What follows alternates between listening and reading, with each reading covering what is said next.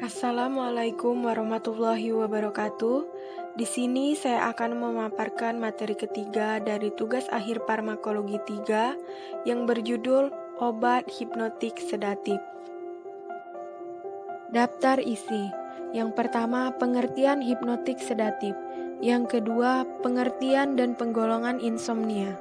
Yang ketiga, penanganan insomnia. Yang keempat yaitu penggolongan hipnotik sedatif dan contoh senyawanya. Pengertian hipnotik sedatif.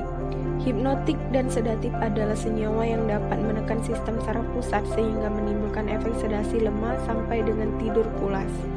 Sedatif adalah senyawa yang menimbulkan sedasi, yaitu suatu keadaan terjadinya penurunan kepekaan terhadap rangsang dari luar karena adanya penekanan sistem saraf pusat yang ringan sehingga timbul rasa tenang dan mengantuk. Adapun yang dimaksud dengan hipnotik adalah senyawa yang mampu menghasilkan efek drowsiness dan mempercepat onset dan memperpanjang durasi tidur. Pengertian insomnia. Insomnia merupakan gangguan tidur yang terjadi apabila seseorang memiliki beberapa masalah seperti kesulitan untuk memulai tidur, sering terbangun di malam hari, bangun terlalu dini dan kesulitan untuk kembali tidur, serta tidur yang tidak berkualitas. Secara garis besar, insomnia dibedakan menjadi dua, yaitu primer dan juga sekunder. Yang dimaksud dengan insomnia primer merupakan gangguan tidur yang tidak berhubungan dengan keadaan jiwa ataupun lingkungan. Sedangkan yang dimaksud dengan insomnia sekunder adalah ketika gejala insomnia muncul dari obat-obatan, gangguan mental, gangguan tidur yang lain, atau akibat paparan dari suatu zat tertentu. Penata laksanaan insomnia. Adapun beberapa penanganan yang dapat dilakukan untuk mengatasi insomnia yaitu yang pertama dengan cognitive behavioral therapy. Terapi ini memiliki efek bermanfaat yang bisa bertahan lama. Terapi ini mencakup kombinasi dari beberapa terapi berikut. Yang pertama yaitu terapi kognitif, yaitu mengubah perilaku dan kepercayaan yang menghalangi untuk tidur. Yang kedua yaitu relaksasi, yaitu mengistirahatkan pikiran dan tubuh. Yang ketiga yaitu memperbaiki kualitas tidur dengan membenahi kebiasaan buruk yang menyebabkan kualitas tidur yang buruk. Dan yang keempat yaitu pembatasan tidur. Maksudnya adalah dengan membatasi tidur secara ketat, kemudian secara bertahap meningkatkan waktu tidur.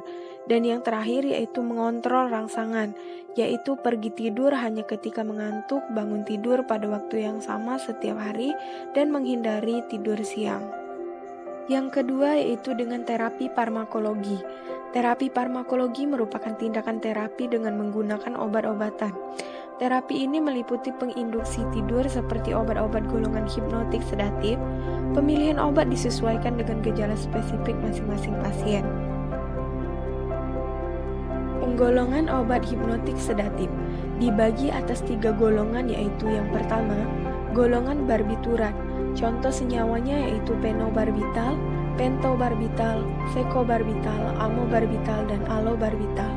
Adapun golongan yang kedua yaitu golongan non-barbiturat, yaitu golongan benzodiazepin. Contoh senyawanya adalah diazepam, flurazepam, oxazepam, lorazepam, nitrazepam, trizepam, kuazepam, estazepam, temazepam, alprazolam, prazepam, dan dimetildiazepam. Yang ketiga yaitu golongan lainnya, seperti contoh senyawanya glutitimid, beta blocker, mebrobanat, klonidin, tranquilizer, klorahidrat, antidepresan trisiklik, trikloroetanol, antihistamin, buspiron, zolpidem, ramelton, yaitu golongan agonis reseptor melatonin. Mari kita bahas golongan yang pertama, yaitu golongan barbiturat. Turunan barbiturat merupakan sedatif yang banyak digunakan sebelum ditemukannya turunan benzodiazepin. Turunan barbiturat bekerja sebagai penekan pada aksis cerebrospinal dan menekan aktivitas saraf, otot rangka, otot polos, dan otot jantung. Barbiturat masa kerja menengah hanya digunakan pada penanganan insomnia yang sulit diobati dan berat dan pada pasien yang sudah menggunakan barbiturat, yaitu insomnia sekunder. Penggunaan barbiturat kerja menengah sebaiknya dihindari pada pasien lansia. Mekanisme kerja golongan barbiturat, yaitu dengan cara menekan transmisi sinaptik pada sistem pengaktifan retikula di otak dengan cara mengubah permeabilitas membran sel sehingga mengurangi rangsang sel postsinaptik dan menyebabkan deaktivasi korteks serebral. Interaksi yang pertama yaitu kombinasi dengan senyawa depresan sistem saraf pusat terutama alkohol dapat menimbulkan depresi sistem saraf pusat berat. Yang kedua yaitu kombinasi dengan isoniazid metilfenidat inhibitor MAO dapat menimbulkan depresi SSP berat. Dapat menurunkan kadar sejumlah obat dalam darah ketika dikombinasi dengan barbiturat, penginduksi enzim CYP. Efek samping golongan barbiturat yang pertama yaitu menghasilkan efek residual atau depresi sistem saraf pusat, gangguan mood dan psikomotorik, vertigo, mual, muntah, dan juga diare. Kegirangan yaitu idiosinkras. Yang kedua yaitu dapat timbul reaksi hipersensitivitas pada pasien yang memiliki riwayat alergi, yaitu bengkak di lokasi penyuntikan, kelopak mata, bibir, dan juga dagu. Sediaan golongan barbiturat yang beredar di pasaran yaitu diantaranya yang pertama yaitu sabital injeksi fenobarbital 200 mg per 2 ml. Yang kedua yaitu sekobarbital sodium kapsul sekobarbital 100 mg. Yang ketiga yaitu amital sodium injeksi amobarbital 0,5 gram. Selanjutnya yaitu golongan non-barbiturat, yaitu golongan benzodiazepin. Turunan benzodiazepin adalah obat pilihan yang banyak digunakan sebagai sedatif hipnotik karena mempunyai efikasi dan batas keamanan yang lebih besar dibandingkan dengan turunan hipnotik sedatif lain, yang antara lain menyangkut efek samping, pengembangan toleransi, ketergantungan obat, interaksi obat, dan kematian akibat kelebihan dosis. Selain efek hipnotik sedatif, benzodiazepin juga mempunyai efek menghilangkan ketegangan, yaitu ansiolitik, tranquilizer minor, relaksasi otot, anti kejang.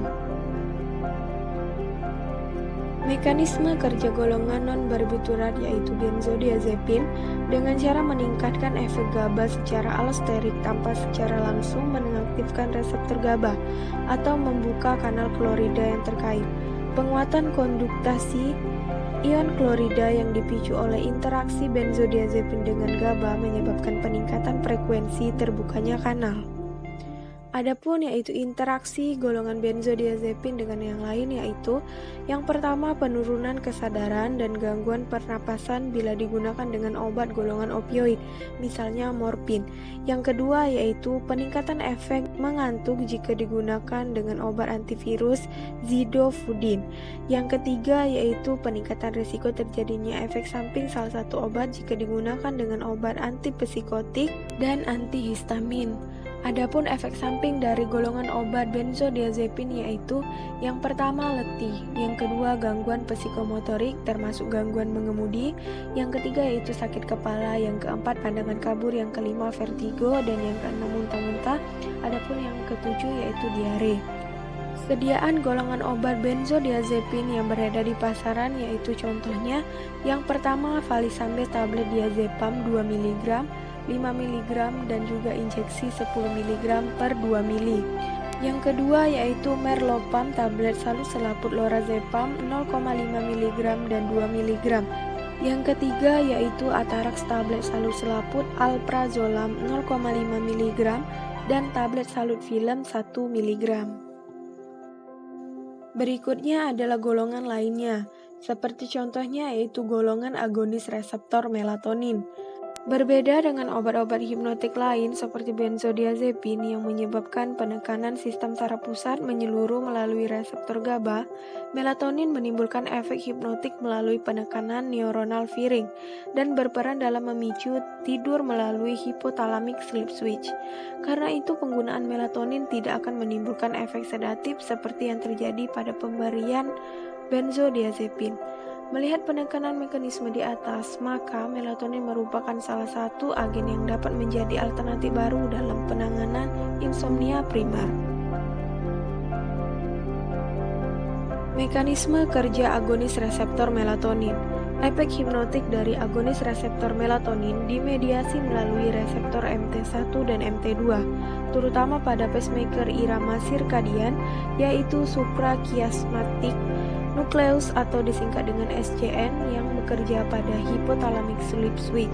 Interaksi agonis reseptor melatonin meliputi yaitu yang pertama, tidak boleh digunakan bersama fluvoxamine yaitu inhibitor kuat CYP1A2.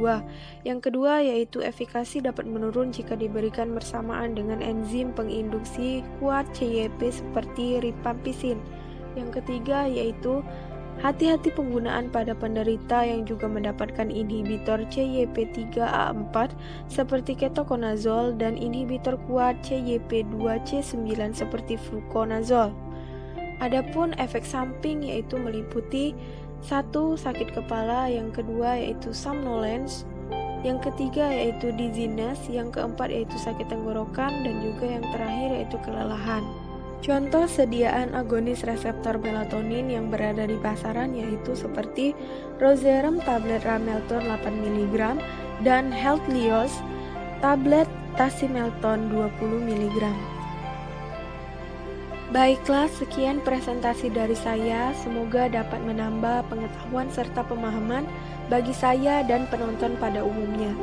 Saya akhiri, terima kasih. Wassalamualaikum warahmatullahi wabarakatuh.